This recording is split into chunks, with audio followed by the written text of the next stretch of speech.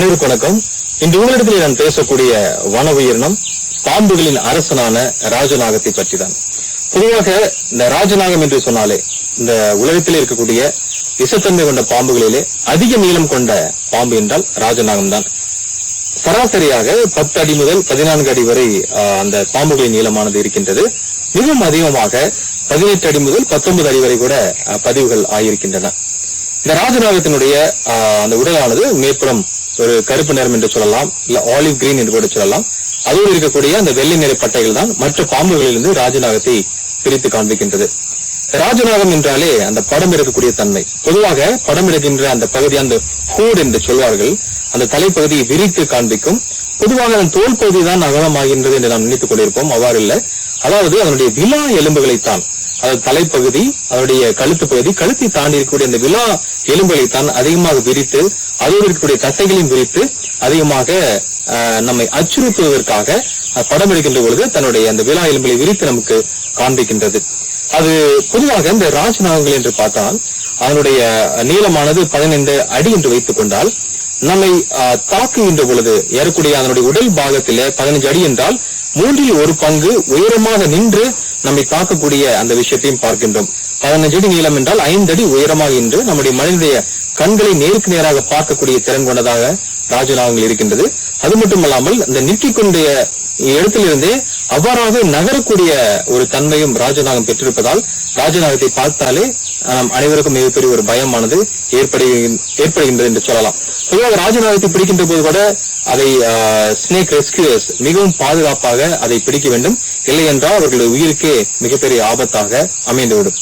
இந்த ராஜநாகத்துடைய இன்னொரு மிக முக்கியமான சிறப்பு என்றால் கூடு கட்டி அந்த கூட்டிலே முட்டையிடக்கூடிய மிக முக்கியமான விஷயத்தை பார்க்கின்றோம்.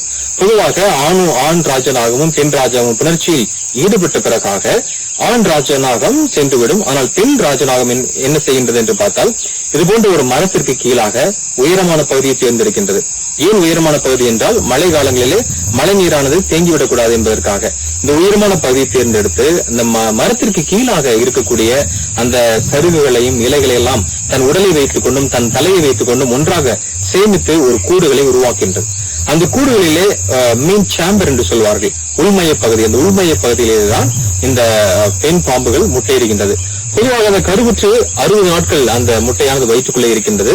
60 நாட்கள் கழிந்து ஏறக்குறைய 2 மாதங்கள் முதல் 105 நாட்கள் வரை, 65 நாட்கள் முதல் 105 நாட்கள் வரை அந்த ராஜநாகமானது அடைகாக்கின்றது.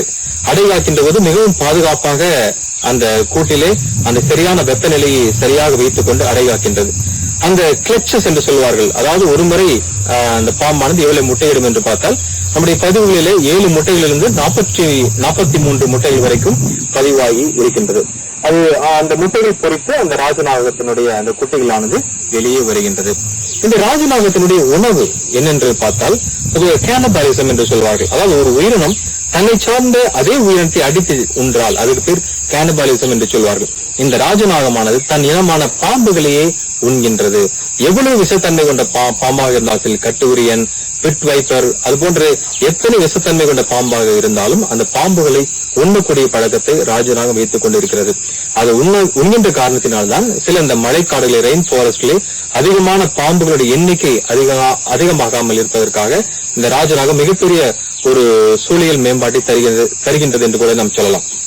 இந்த ராஜநாகத்தினுடைய மிக முக்கியமான இன்னொரு விஷயம் என்றால் பாம்புகளை மட்டுமில்லாமல் எலிகள், அதுபோல பறவைகள், இது போன்ற ஒரு வன உயிரினங்களையும் அது உணவாக உட்கொள்கின்றது. பொதுவாக பாம்பு என்றாலே அது அதனுடைய விஷத்தன்மை பற்றி நாம் பேசியாக வேண்டும். ராஜநாகத்துடைய விஷத்தன்மையை பார்க்கின்ற பொழுது அதனுடைய வெனம் ஒரு முறை கொத்தி எடுத்தால் ஏறக்குறைய 400 mg என்று சொல்லக்கூடிய 400 மில்லிகிராம் அளவு அந்த விஷமானது உள்ளே செலுத்தக்கூடிய அளவுக்கு தன்மை கொண்டதாக இருக்கின்றது. பெரிய உருவம் கொண்ட யானையை இறக்கக்கூடிய அளவுக்கு அந்த விஷத்தன்மையானது இருக்கும். பொதுவாக அந்த பாம்புகளின் விஷமானது 2 தன்மையிலே இருக்கும், ஹீமோடாக்சின் அண்ட் நியூரோடாக்சின் என்று சொல்வார்கள். ஹீமோடாக்சின் என்று சொன்னால் அந்த ரத்தத்தில் அந்த விஷமானது கலந்து நம்மை சாகடித்தது. இந்த நியூரோடாக்சின் என்று சொன்னால் நம்முடைய மத்திய நரம்பு மண்டலத்தை பாதிப்படைய செய்வது. இந்த ராஜநாகத்தினுடைய விஷமானது நம்முடைய மத்திய நரம்பு மண்டலத்தை பாதிப்படைய செய்வதனால் கூடிய விரைவிலே பாம்பு கொத்தி சில மணி நேரத்துக்குள்ளாவே நம்முடைய கண் பார்வையை இழந்து விடுவோம். அது மட்டுமல்லாது நம்முடைய பேரலைசிஸ் என்று சொல்வார்கள், அது பக்கவாதம் போல் நமக்கு ஆகிவிடும். கூடிய விரைவில் கோமா நிலைக்கு செல்லக்கூடிய வாய்ப்புகள் அதிகமாக இருக்கிறது. பாம்பு கடித்து ஒரு 30 நிமிஷத்துக்குள்ளாக சரியான முதலுதவி செய்யவில்லை என்றால் இறக்கக்கூடிய வாய்ப்புகளும் மிக அதிகமாக இருக்கின்றது என்று சொல்லலாம். இந்த வகையான பாம்புகள் நார்மலாக எந்த இடத்தில் இருக்கின்றது பார்த்தால் கடல் மட்டத்திலிருந்து ஏறக்குறைய ஒரு 6000 அடி 2000 feet என்று சொல்லலாம், 2000 மீட்டர் 2000 மீட்டர் அல்லது 6000 அடிக்கு மேலாக இருக்கக்கூடிய ரெயின் ஃபாரஸ்ட் என்று சொல்லக்கூடிய மலை காடுகளிலே தான் இது அதிகமாக இருக்கின்றது. இந்தியாவிலே மேற்கு தொடர்ச்சி மலை, கிழக்கு தொடர்ச்சி மலை, வட கிழக்கு மாநிலங்களிலே அதிகமாக இருக்கிறது நாம் பார்க்க முடியும். இந்த ராஜநாகத்தை பொறுத்தவரை நம்ம தமிழகத்திலே இந்த வெஸ்டர்ன் காட் என்று சொல்லக்கூடிய அந்த மலைப்பகுதியில் அதிகமான உயரமாக இருக்கக்கூடிய இடங்களிலே இருப்பது என்பது நமக்கு ஒரு மிக முக்கியமான விஷயமாக எடுத்துக்கொள்ளலாம். இந்த ராஜநாகத்தினுடைய எதிரிகள் யார் என்று பார்த்தால் முதலாவதாக மனிதன் என்று சொல்லலாம். மனிதன் பொதுவாக இந்த ரெயின் ஃபாரஸ்ட் என்று சொல்லக்கூடிய அந்த மலை காடுகளை விவசாயத்துக்காகவும் மற்ற விஷயத்துக்காகவும் அழிக்கின்ற காரணத்தினாலே அந்த காடுகள் அழிக்கின்ற பொழுது இந்த ராஜநாகம் கூட சேர்ந்து அழிவது என்பது நம்மால் ஏற்படக்கூடிய ஒரு தீங்கு என்று சொல்லலாம். அடுத்து இயற்கையாவே இந்த கீரி பிள்ளைகள் என்பது இந்த பொதுவாக பாம்புக்கே ஒரு எதிரியாக இருக்கின்றது. எவ்வளவு விஷத்தன்மை தன் உடலுக்குள் சென்றாலும் அதை டைஜஸ்ட் பண்ணக்கூடிய அந்த ஒரு திறனானது அந்த கீரி பிள்ளைகளுக்கு இருக்கின்ற காரணத்தினாலே கீரி பிள்ளைகள் என்பது ராஜநாகத்தினுடைய அந்த குட்டிகளாக இருக்கின்ற போது அதனுடைய எதிரியா கூட நாம் கன்சிடர் செய்யலாம். இந்த ராஜநாகத்தினுடைய அதை பற்றியான அறிவியல் ரிசர்ச் என்பது எங்கு நடக்கிறது என்று பார்த்தால் நம்முடைய கர்நாடகா மாநிலத்திலே அகும்பே என்கின்ற இடத்திலே இந்த கிங் கோப்ராவை பற்றியான ஒரு அறிவியல் சார்ந்த விஷயங்கள் நடந்து கொண்டிருக்கின்றது. ரெயின் ஃபாரஸ்ட் ரிசர்ச் ஸ்டேஷன் என்று சொல்வார்கள். சோ அந்த இடத்திலே அதை வழிநடத்தி செல்கின்றவர் ரோம்லஸ் விட்டேக்கர் என்று சொல்லக்கூடியவர் நம்மளுடைய இந்தியாவுடைய மிக முக்கியமான பாம்புகளை பற்றிய ஆய்வாளர். அவர் மூலியமாக இந்த கிங் கோப்ராவை பற்றி ராஜநாகத்தை பற்றியான பல விஷயங்களை நாம் தெரிந்து கொள்கின்றோம். பல விஷயங்கள் புத்தக வடிவலாக கூட வெளியே வந்திருக்கின்றது. ராஜநாகம் என்று நம்ம பெயர்வதற்கான காரணம் தன் இனமான அந்த பாம்புகளை அழிக்கின்றது, பாம்புகளுடைய அரசனாக இருக்கின்றது. அதனால் இதை ராஜநாகம் என்று சொல்கின்றோம். இந்தியாவிலே இருக்கக்கூடிய பாம்புகளிலே மிகவும் விஷத்தன்மை கொண்ட பாம்பை நாம் ராஜநாகமாக நம்ம எடுத்துக்கொள்ளலாம். ராஜநாகம் என்பது நம்முடைய இந்திய காடுகளில் இருப்பது நமக்கு பெருமையான விஷயம். அதை பாதுகாக்க நம் உணர்த்தையோடு நின்று செயல்பட வேண்டும்.